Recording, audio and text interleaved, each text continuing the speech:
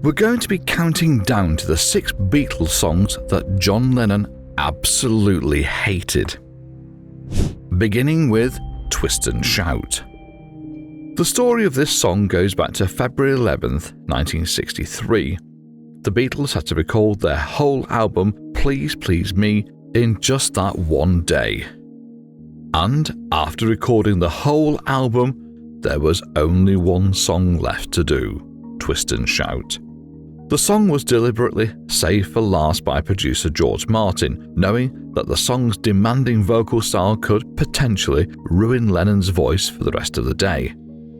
Now, this was a big moment, especially for John Lennon. He was really sick that day and had a terrible cold that almost took his voice out. But Twist and Shout wasn't a song you could take easily. It needed energy, and a lot of it. Lennon stepped up, even though he felt awful. His voice was really rough, but he sang with all he had. As the story goes, the recording wasn't perfect or smooth, but it was real and full of life. He put everything into it, even though his voice was nearly breaking.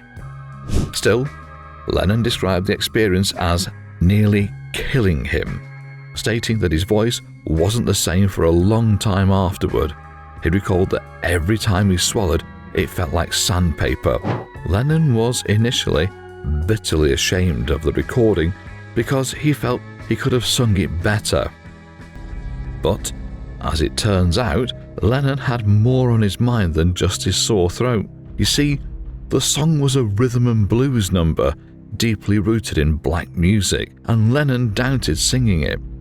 He respected its origins and often wondered if he was the right person to bring it to life. Run for Your Life is another track from the Beatles' 1965 album Rubber Soul that stands out in the band's discography for the wrong reasons. The song was primarily written by John Lennon, and it is a huge departure from the usual themes of love and togetherness that the Beatles were known for. Instead, it delved into darker territory with its lyrics, earning mixed reactions from both critics and fans alike. Lennon saw himself Run for Your Life as one of his least favourite Beatles songs, referring to it as a throwaway track. In fact, in an interview with Rolling Stone, he even said that the track was a song that he just knocked off and didn't think much of. According to Lennon, the track was inspired by a line from Elvis Presley's song Baby Let's Play House, which says, "I'd rather see you dead, little girl, than be with another man." Lennon used to like specific lines from songs and wrote Run for Your Life around this particular line. However, he never considered it a significant or important work. In his biography, Paul McCartney wrote that he thinks that the song reflected some aspects of Lennon's life. He described it as a bit of a macho song, and that it echoed Lennon's concerns and thoughts in his personal life, especially about fidelity and relationships. Interestingly, while Lennon had his reservations and criticisms about the song, it was reported to be one of George Harrison's favourites from the Rubber Soul album. The lyrics of Run for Your Life, interpreted by some as a warning about the dangers of being in a committed relationship, reflect Lennon's own experiences and viewpoints. Lennon, having gone through the pain of a failed marriage, seemed to use the song as a medium to express his thoughts on independence and caution in relationships. Next up is Yesterday. I know, it is hard to believe that John Lennon would hate one of the most beloved Beatles songs of all time. Despite Yesterday's immense popularity and the fact that it became one of the most covered tracks in music history, Lennon had his reservations. He acknowledged the quality of the lyrics but felt they lacked a coherent resolution. According to his friend, journalist Howard Smith, Lennon would even get frustrated when people expressed their admiration for the song, especially when they shared personal stories about how the song had impacted their lives.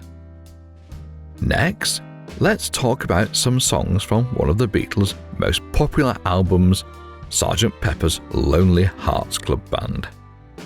When the Beatles were working on the project in 1967, things in the band were a bit tense.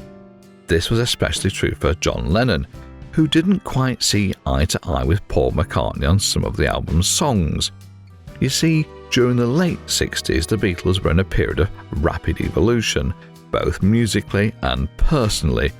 McCartney's increasing influence in the studio was a source of tension, particularly for Lennon, who had traditionally been the driving force behind the band's direction. This growing divide was evident in their contrasting approaches to songwriting and production.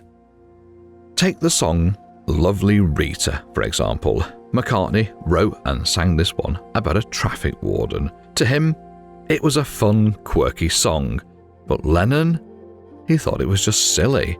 He preferred writing songs that were more personal, about his own experiences. Lovely Rita was a far cry from his style. But, if we're being honest, Lennon just hated this whole album.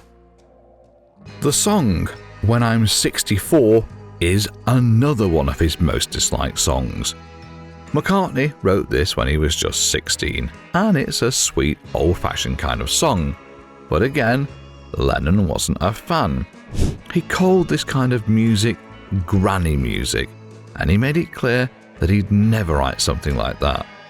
This song was all McCartney's doing, and it showed how different their musical tastes were. Next, let's talk about Lucy in the Sky with Diamonds. In an interview, Lennon expressed his dissatisfaction with the song, particularly with its production. He felt that while Lucy in the Sky with Diamonds was a great song in essence, the actual recording did not do it justice. He described the track as abysmal and wanted to remake it, along with many other Beatles songs. Contrary to popular belief, the song's inspiration came from an innocent and whimsical source. Lennon's son, Julian, had drawn a picture of his classmate, Lucy O'Donnell, surrounded by stars. The drawing was titled Lucy in the Sky with Diamonds, capturing Lennon's imagination and leading to the creation of the song. Lennon consistently denied any intentional reference to LSD in the song's title or lyrics and said that the song's origins were entirely unrelated to the drug. Instead, he pointed to his son's artwork and the influence of Lewis Carroll's Alice in Wonderland as the primary inspirations. Now, let's talk about Birthday. This song came about in a pretty unconventional way. The band was in a rush because they wanted to catch an old rock movie, The Girl Can't Help It, featuring stars like Little Richard, so they hurried to finish up a track in the studio. John Lennon didn't hold back when he talked about this song.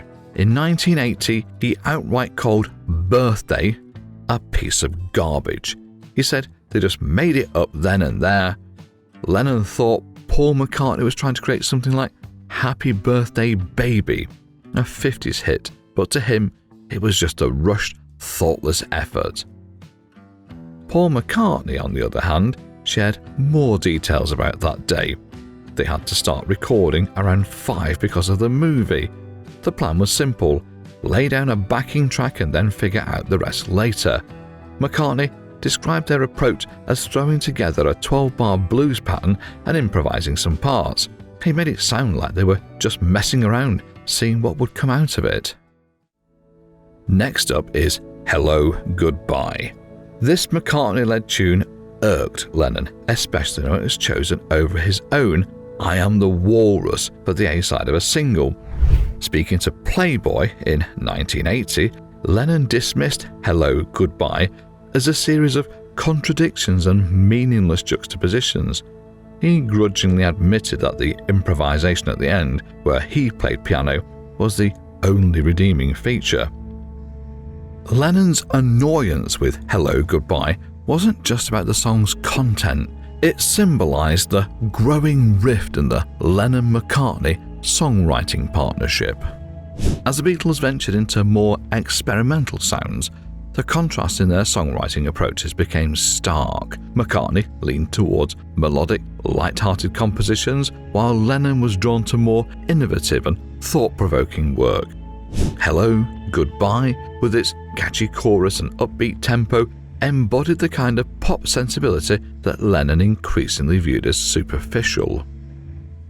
Another song that found itself in Lennon's crosshairs was Mean Mr. Mustard from the Abbey Road album. Conceived during the Beatles' trip to India, the song was inspired by a newspaper story about a frugal man. However, Lennon later dismissed it as a bit of crap that I wrote in India, labeling it as yet another piece of garbage. His comments in the Playboy interview included a humorous reference to the inspirations behind the song, highlighting his penchant for interjecting wry humour even in his criticisms. Another track from Abbey Road that Lennon severely disliked was Sun King. Initially, Lennon actually liked the song. The track was born out of a playful session, with Lennon and McCartney experimenting with Spanish phrases and enjoying the creative process. However, by 1980, Lennon's view had shifted drastically. He began to see Sun King as insignificant, describing it as a piece of garbage that he had around. Similarly, Dig a Pony, featured on the 1970 album Let It Be, underwent a similar reassessment in Lennon's eyes. Initially conceived as a fun exercise in wordplay, the song represented a period when the band was more focused on playful, abstract lyricism.